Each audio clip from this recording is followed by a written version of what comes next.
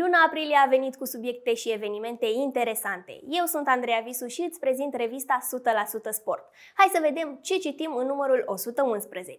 Deschidem și această ediție cu un editorial scris de către Cristian Manea și cu un cover story deosebit realizat de către Marian Burla. Iar Ina Axinte, sportiva de la CSO Voluntar, este cea care fură toate privirile pe terenul de volei, este și frumoasă și talentată. Mergem la corespondenții noștri din țară, Adi Marica și Ionuț Coman, care ne prezintă cine este brașoveanul care a pierdut alegerile pentru postul de vicepreședinte al FRF, dar și ce se întâmplă cu Farul Constanța după ce Gheorghe Hagi a făcut un pas în spate.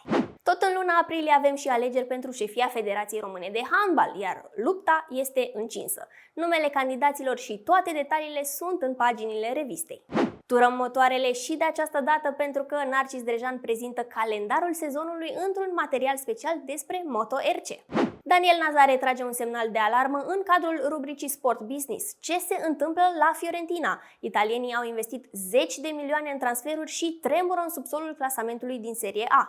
Mai dăm un replay și în această lună. Răzvan Toma ne amintește evenimentele sportive petrecute în urmă cu 30 de ani.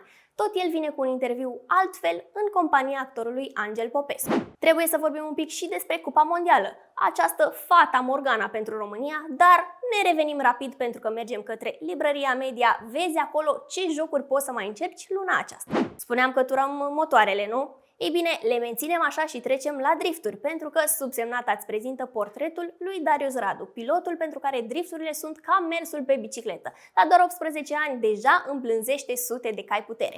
Gheorghe Hagi, selecționerul echipei naționale, Daniel Nazare și Narcis Drejan vin cu argumente pro și contra. Scrie-ne și tu părerea ta în comentarii. În final, vezi cel mai bun prim 11 din istorie alcătuit de către legendarul Ronaldo Nazario. Te-am convins? Ne găsești la chioșcurile de ziare InMedio și Express, dar și pe www.100sport.ro. Până data viitoare, fii 100% sport!